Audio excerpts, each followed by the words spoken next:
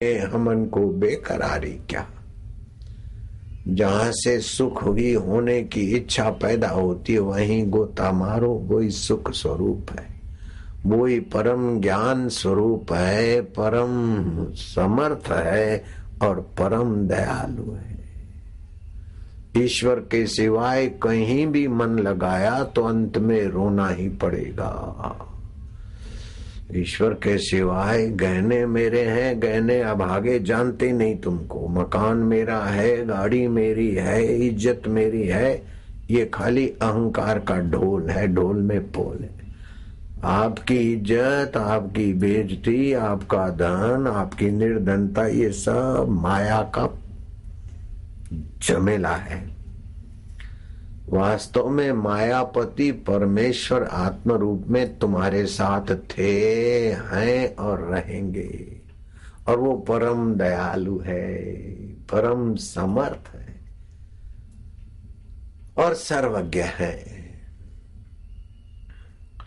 मनुष्य जीवन दिया, मां के शरीर में दूध बनाया, इतना ही नहीं, हम बढ़ते चले गए और हमारी बुद्धि का विकास हो, हमारी मन की मधुरता हो, चित्त चैतन्यमय हो, इसलिए न जाने किन किन प्रक्रियाओं से गुजारता हुआ सत्संग तक पहुंचाया है। कितना हितैषी है। क्या तुम हम अपनी अक्ल, होशियारी और बल से सत्संग में इकट्ठे हुए हैं? मेरा इस बात पे विश्वास नहीं है। भगवान की भक्ति, भक्ति माना सीता। हनुमान जी जैसा पुरुषार्थी भी सीता को नहीं खोज सकते। लंका में सीता को खोजने गए, सीता नहीं मिली। हनुमान का पुरुषार्थ तो था, पवित्रता भी थी, लेकिन सीता माना भक्ति, भगवान की अर्धांगिनी, भगवान की शक्ति, भगवान की मधुरता, भगवान की स्नेहमयी धारा सीता। जब विभीषण मिले और विभीषण ने कहा कि हनुमान जी आप पधारे, लंका छान मारा, आपको सीता जी नहीं मिली? बोले नहीं मिली, चलो मैं दिखाता हूँ। अशोक वाटिका में गए, देखो वो अशोक वृक्ष के नीचे वो सीता माता जी। जब संकेत करने वाले संत मिल गए विभीषण, तब हनुमान जी को भक्ति के दर्शन होते।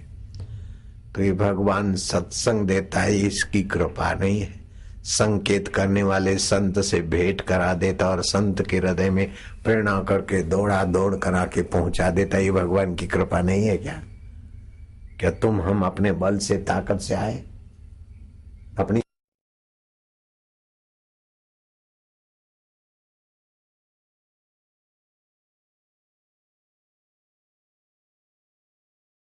मैंने ये बना लिया, मैं वो बना लिया। रावण ने चतुराई से तप किया और ऐसी चतुराई की कि उसको उसी की चतुराई ले डूबी। विभीषण ने भी तप किया और उसने भी वरदान मांगा ब्रह्मा जी से, शिव जी से। समय पाकर कुंभकर्ण ने भी तपस्या की और ब्रह्मा जी खुश हो गए। और कुंभकर्ण की काया तो बहुत बड़ी विशाल। ब्रह्मा जी ने देखा कि ये आदमी अगर जिंदा ही रहा और जगता ही रहा तो सृष्टि को चट कर देगा, इतना इतना खाए। अब उसने तप करके वरदान मांगा था कि एक दिन तो सोऊं और 6 महीना जगूं। एक दिन सोऊं, निद्राजित हो जाऊं और खूब जगूं, खूब खाऊं, मौज मारूं। तो कुंभकर्ण तामस प्रकृति है, रावण राजस प्रकृति है और विभीषण सात्विक प्रकृति। तीनों भाई हैं, तीनों लंका में रहे और तीनों पुरुषार्थ करते। पुरुषार्थ तो करते हैं लेकिन भगवान की माया की चीजों के लिए करते, भगवान के लिए नहीं करते। वो दो भाई। तामसी ने मांगा कि 6 महीने तो जगूं, 1 महीना 1 दिन सोऊं, ऐसा मांगना था। लेकिन विधि के रचयिता ने उसकी बुद्धि फेर दी। वरदान मांगा कि 1 दिन जगूं, 6 महीना सोऊं। तामसी आदमी ज्यादा प्रवृत्ति करेगा तो दूसरों का शोषण करेगा, उत्पात करेगा। वो तो सोया भला, उत्पाती व्यक्ति तो सोया भला। और रावण को भी आराम हो गया, 6 महीना सोया रहे एक दिन जगे, उसके लिए खाने पीने के बकरे फकरे शराब बराब तय कर दे, जा पड़ा रहे। विधि ने कहा अगर तू 6 महीने सोया और एक दिन जगा तो ठीक है, बीच में जगेगा तू मर जाएगा, बीच में नहीं जगना, बोले ठीक। और रावण ने बीच में जगाकर तमस को मरवा दिया। ये रामायण की कथा में विस्तार से नहीं कहूंगा, तुम जानते हो। रावण ने भी कुंभकर्ण को जगाया कि अपना बेटा मर गया, तेरा भतीजा मर गया, वो हो गया, अब तुम उठो। मैं उठूं काय को मुझे जगाया? सीता जी को तुम क्यों लाए? बोले लाया तो इसीलिए था, कुछ तामस तन जाते भक्ति न हुई। तो बोले सीता जी को भ्रमित कर दो, तुम तो रूप बदलना जानते हो, तो तुम राम जी का रूप बन कर जाओ। तो सीता जी कहेंगे आओ आओ महाराज, चरण छुएंगे आपके। अरे बोले ये भी पापड़ बेल के देखे, मैं मायावी राम बनने की कोशिश किया तो राम का चिंतन किया, राम का चिंतन किया तो तेरी भाभी भी मुझे बहन जैसी लगती है, राम के चिंतन में ऐसा है तो राम के स्वरूप में क्या होगा? तुलसीदास जी कहते हैं जहाँ राम तहाँ नहीं काम, जहाँ काम तहाँ नहीं राम, तुलसी दोनों रह न सके, रवि रजनी एक ठाम। सूर्य एक जगह नहीं रह सकती।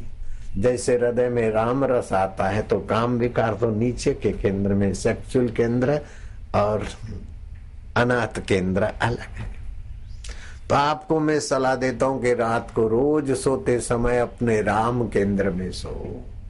नारायण हरि अच्युताय गोविंदाय अनंताय, हे प्रभु, भगवान की स्मृति करते करते श्वास अंदर जाए राम, श्वास बाहर आए तो 1, श्वास अंदर जाए राम, बाहर आए तो 2, श्वासोश्वास में भगवान का स्मरण करते सो जाओगे तो काम में जो वीर्य मज्जा और धातु क्षय होता है वो तीनों के तीनों आपके बुद्धि में ओज बल बढ़ाएंगे, आपकी वाणी को प्रभावशाली बनाएंगे, आपके जीवन को जीवन दाता से मिलाएंगे। आज रात को ये कर लेना। जो कल नहीं आ सकेंगे उनके लिए भी बोल देता हूं कि 28 तारीख होली आने वाली है। होली के दिन किया हुआ जप सुमरण भगवान की प्राप्ति के लिए अगर जप करोगे तो होली का जप लाख गुना फलदायी होता है।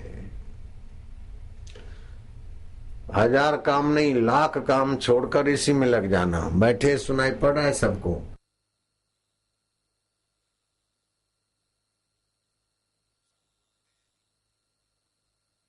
जो जप करोगे लाख गुना फलदायी होता है। होली, शिवरात्रि, जन्माष्टमी और दिवाली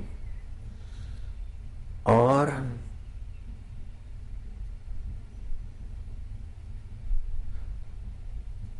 सोमवती अमावस्या 15 मार्च को आएगी। सोमवती अमावस्या, उस दिन भी जप का फल लाख गुना होता है।